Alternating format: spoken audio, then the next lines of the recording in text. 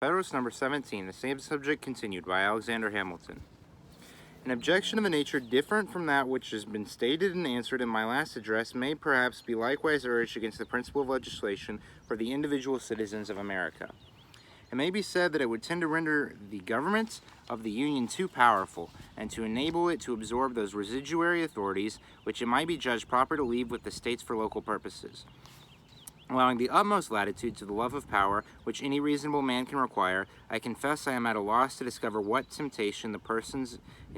entrusted with the administration of the general government could ever feel to divest the states of the authorities of that description. The regulation of the mere domestic police of a state appears to me to hold out slender allurements to ambition. Commerce, finance, negotiation, and war seem to comprehend all the objects which have charms for minds governed by that passion. And all the powers necessary to those objects ought in the first instance to be lodged in the national depository. The administration of private justice between citizens of the same state, the supervision of agriculture and of other concerns of a similar nature, all those things, in short, which are proper to be provided for by local legislation, can never be desirable cares of a general jurisdiction. It is therefore improbable that there should exist a disposition in the federal councils to usurp the powers with which they are connected, because the attempt to exercise those powers would be as troublesome as it would be nugatory, and the possession of them, for that reason, would contribute nothing to the dignity, to the importance, or to the splendor of the national government. But let it be admitted, for argument's sake, that mere wantonness and lust of domination would be sufficient to beget that disposition. Still, it may be safely affirmed that the sense of the constituent body of the national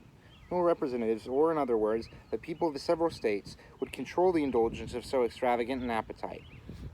and will always be far more easy for the state governments to encroach upon the national authorities than for the national government to encroach upon the state authorities. The proof of this proposition turns upon the greater degree of influence which the state governments, if they administer their affairs with uprightness and prudence, will generally possess over the people, a circumstance which at the same time teaches us that there is an inherent and intrinsic weakness in all federal constitutions, and that too much pains cannot be taken in their organization to give them all the force which is compatible with the principles of liberty. The superiority of influence in favor of the particular governments would result partly from the diffusive construction of the national government, but chiefly from the nature of the objects to which the attention of the state administrations would be directed. It is a known fact that in human nature that its affections are commonly weak in proportion to the distance or diffusiveness of the object. Upon the same principle that a man is more attached to his family than to his neighborhood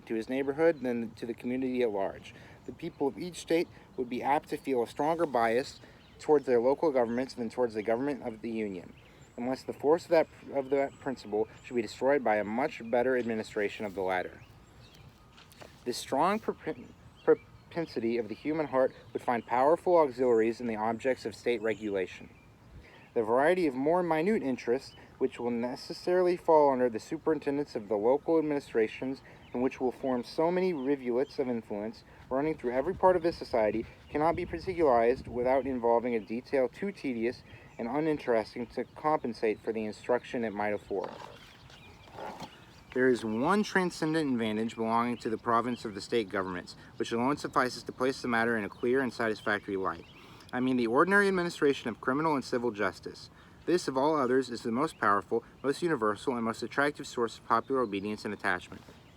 It is this which, being the immediate and visible guardian of life and property, having its benefits and its terrors in constant activity before the public eye, regulating all those personal interests and familiar concerns to which the sensibility of individuals is more immediately awake, contributes more than any other circumstance to impressing upon the minds of the people affection, esteem, and reverence towards the government.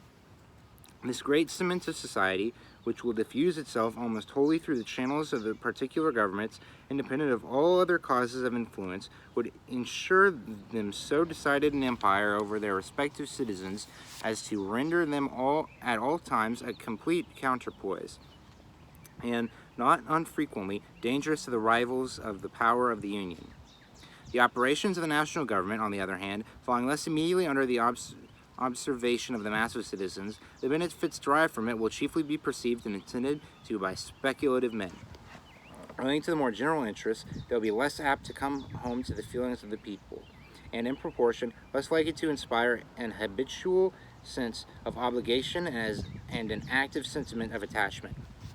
The reasoning on this head has been abundantly exemplified by the experience of all federal constitutions with which we are acquainted, and of all others which have borne the least analogy to them. Though the ancient feudal systems were not, strictly speaking, confederacies, yet they partook of the nature of that species of association. There was a common head, chieftain, or sovereign, whose authority extended over the whole nation, and a number of subordinate vassals, or feudatories, who had large portions of land allotted to them, and numerous trains of inferior vassals, or retainers, who occupied and cultivated that land upon the tenure of fealty or obedience to the persons of whom they held it. Each principal vassal was a kind of sovereign within his particular dominions. The consequences of this situation were a continual opposition to the authority of the sovereign and the frequent wars between the great barons or chief feudatories themselves. The power of the head of a nation was commonly too weak either to preserve the public peace or to protect the people against the oppressions of their immediate lords. This period of European affairs is emphatically styled by historians as the times of feudal anarchy. When the sovereign power be a man of vigorous and warlike temper, of superior abilities, he would acquire personal weight and influence, which answered for the time the purposes of a more regular authority. But in general, the power of the barons triumphed over that of the prince, and in many instances his dominion was entirely thrown off, and the great fiefs were erected into independent principalities or states. In those instances in which the monarch finally prevailed over his vassals, his success was chiefly owing to the tyranny of those vassals over their dependents. The barons or nobles, equally the enemies of the sovereign and the oppressors of the common people, were dreaded and detested by both, till mutual danger and mutual interest effected a union between them fatal to the power of the aristocracy. And the nobles, by a conduct of clemency and justice, preserved the fidelity and devotion of their retainers and followers, the contest between them and the prince must always have ended in their favor and in the abridgment or subversion of the royal authority. This is not an assertion founded merely in speculation or conjecture. Among other illustrations of its truth,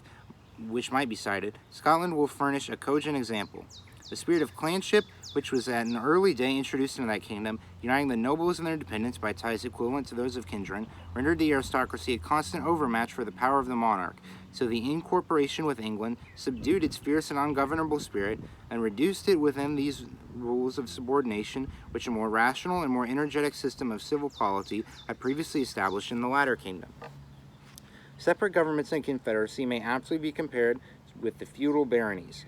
with this advantage in their favor, that from the reasons already explained, they will generally possess the confidence and goodwill of the people, and with so important a support will be able effectually to oppose all encroachments of the national government. It will be well if they are not able to counteract its legitimate and necessary authority. The points of similitude consist in the rivalship of power applicable to both, and in the concentration of large portions of the strength of the community into particular depositories, in one case at the disposal of individuals, in the other case at the disposal of political bodies. A concise review of the events that have attended Confederate governments will further illustrate this important doctrine, an inattention to which has been the great source of our political mistakes and has given our jealousy a direction to the wrong side. This review shall form the subject of some ensuing papers. Publius.